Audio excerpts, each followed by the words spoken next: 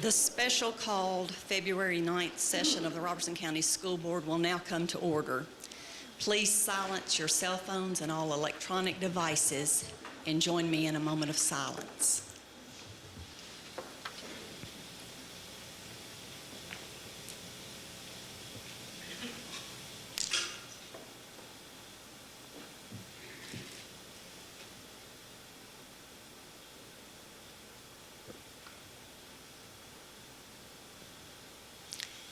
Thank you. Would you please stand and join us in the Pledge of Allegiance to the flag? Attention, salute, pledge. I pledge allegiance to the flag of the United States of America and to the republic for which it stands, one nation, under God, indivisible, with liberty and justice for all.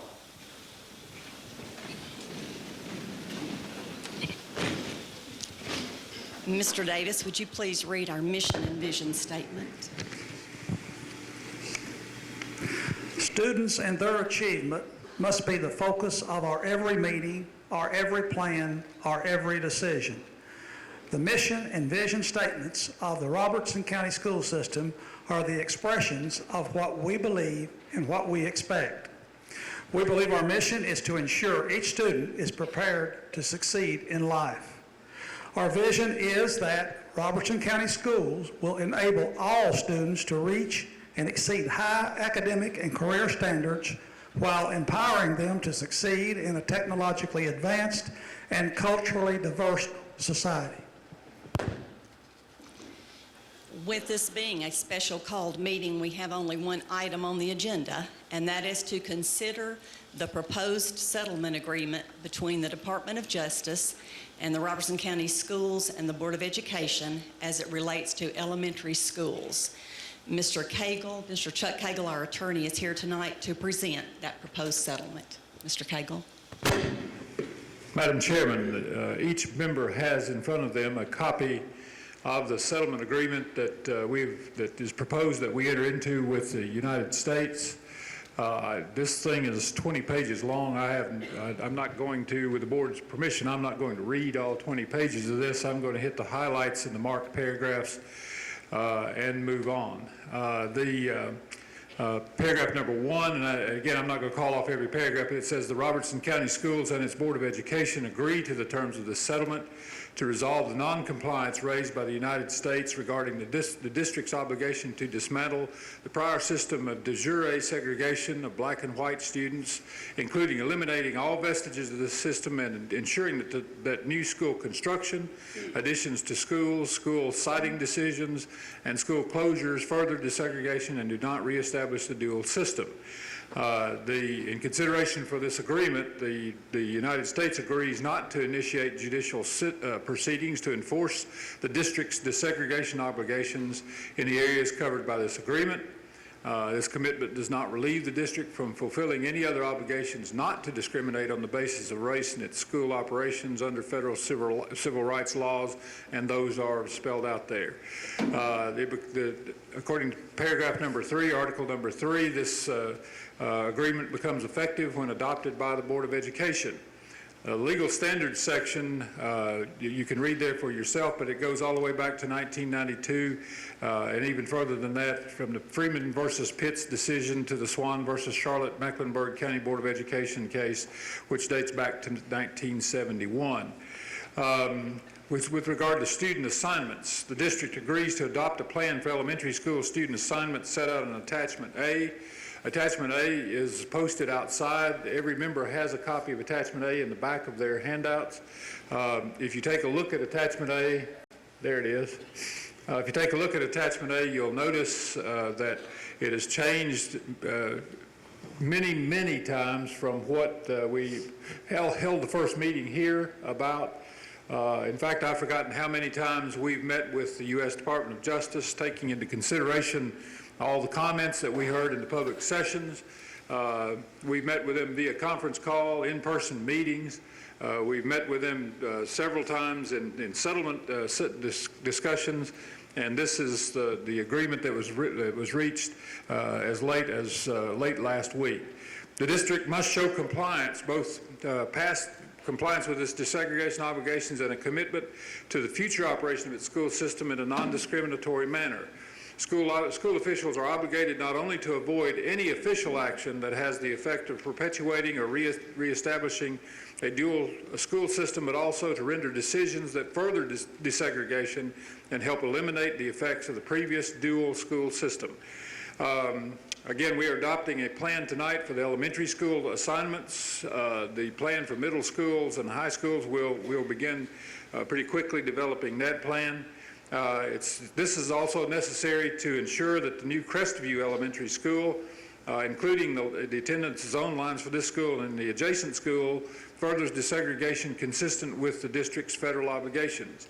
The district shall develop a revised plan of assignment of middle and high school students to take effect in the 2016-2017 school year.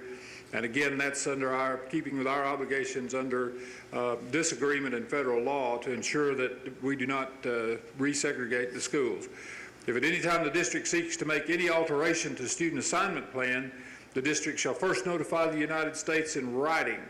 The district shall strictly enforce attendance zone lines consistent with the student assignment plan set out in Attachment A and the secondary plan developed pursuant to paragraph 7.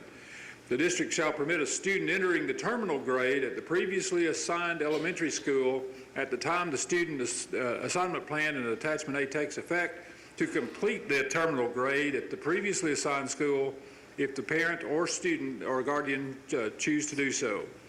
Residency verification. This is what's incumbent upon the central office. The district shall verify the residency of each student enrolling in the district for the first time, re-entering after an interrupted attendance, or seeking to enroll in a new school following an address change. We have to verify their address through such items as property tax records, mortgage documents or property deeds, income tax forms, apartment or home lease or rent receipts, utility bills, state or other government issued IDs, voter precinct identification, or an affidavit of the parents certifying that they actually live where they state that they live. All documents must include a physical 911 address on them. In addition to the terms for establishing residency, a non-parental custodian of an enrolling student other than a legal guardian shall provide a notarized document stating his or her relationship to the student, that the student will reside at his or her home for the full time of the upcoming school year, and explaining in detail the preference for this arrangement. Student transfers are allowed under certain conditions under this document. First of all, the child of an employee, a student who resides with a parent or legal guardian who is actively employed as faculty or staff of a district, shall be eligible to attend school at which the employee works. Safety of the student. If the safety of the student is in jeopardy, or if the student is endangering the safety of others in the school, the district shall require a statement signed by a designated administrator of the sending school to transfer that student.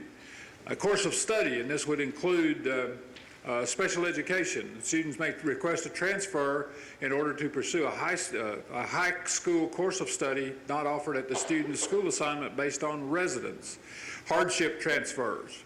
If any parent or guardian believes that the exceptional and extenuating circumstances warrant the transfer of a child, the parent or guardian may request a hardship transfer, and then it says that there's certain documents that have to be provided with that.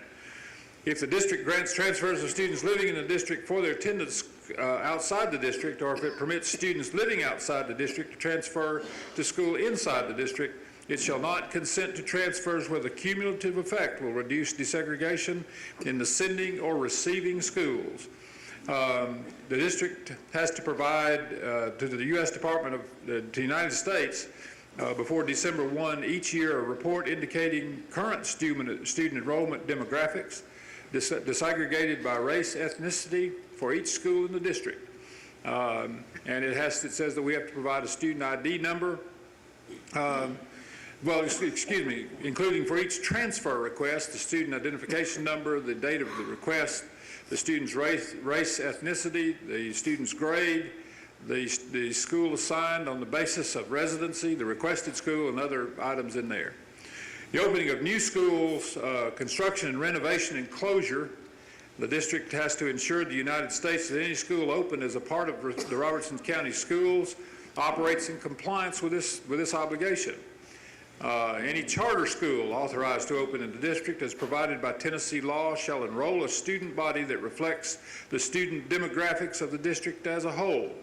If any charter application is submitted to the district or to the State Board of Education, the district shall provide a copy of the application within a week of its submission to the U.S. Department of Justice.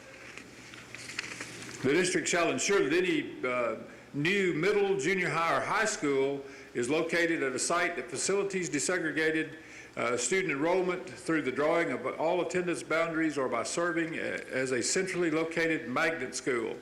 The district shall ensure that any new secondary school has an opening enrollment of not greater than the percentage of secondary white students enrolled in the district as a whole. Before the district, there are some paragraphs in here I think that we need to read just to make sure that everybody understands that what we're agreeing to here. Before the district opens any new school, constructs any schools not identified in this agreement, closes a school, renovates or alters a school in any manner that changes the facility's capacity or otherwise impacts student assignments, the district shall first notify the United States in writing. The notice to the United States shall afford 90 days to review, comment, and or object to the proposal and shall include the proposed location of the new school, a description of the proposed new facility or new construction or renovation, including a proposed timeline, a detailed explanation of how the proposal will impact student assignments at the school, including all projected changes in the school's enrollment, disaggregated by grade and race/ethnicity, the projected method of assigning students, and the list just goes on. This agreement shall not prohibit the district from conducting regular school maintenance or restoring without approval facilities that might be damaged by acts of fire or natural causes. The district shall ensure that school renovations and improvements are prioritized and conducted in an equitable manner that ensures comparable education facilities for students of all races. In setting funding priorities for district outlay, the district shall give consideration to and include academic, laboratory, auditorium, and athletic facilities in its recommendations. The district shall continue to pursue in good faith funding for the development of Springfield High School's athletic facilities and the renovation of Springfield Middle School's auditorium in order to render facilities at these schools equitable in relation to other district locations. At least twice a year, the district notifies the United States in writing of the status of any renovations and any newly enacted proposal for new construction, substantial renovation, or improvements for classroom, laboratory, auditorium, and athletic facilities at any school.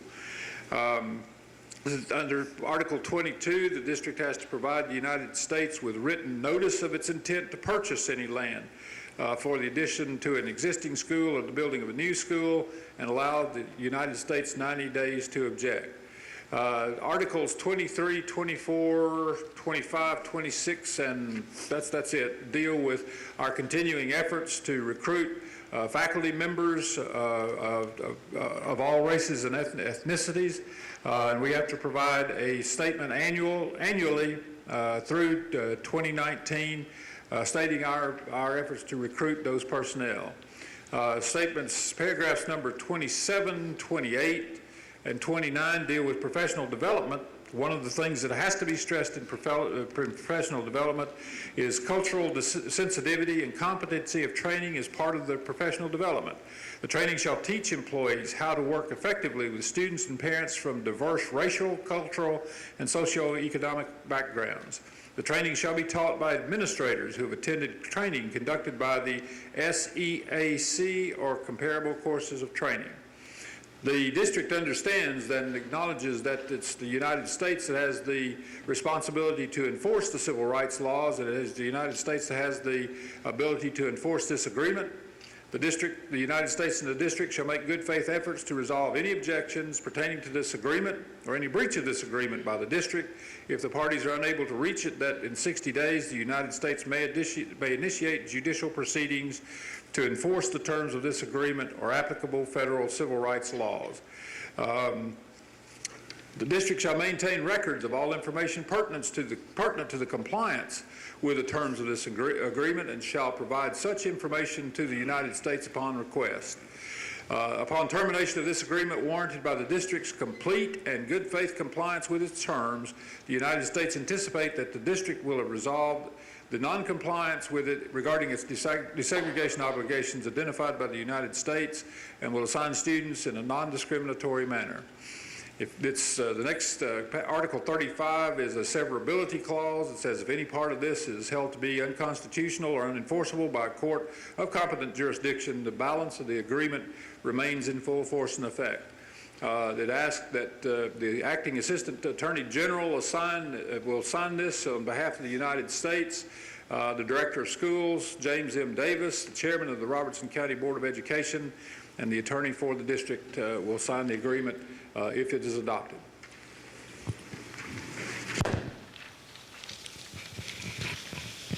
Okay, members of the board, you have heard the proposed settlement agreement. What is your pleasure? Motion to approve agreement. We have a motion to approve by Mr. White. Is there a second? Second has been made by Mr. Crockett. Is there any discussion?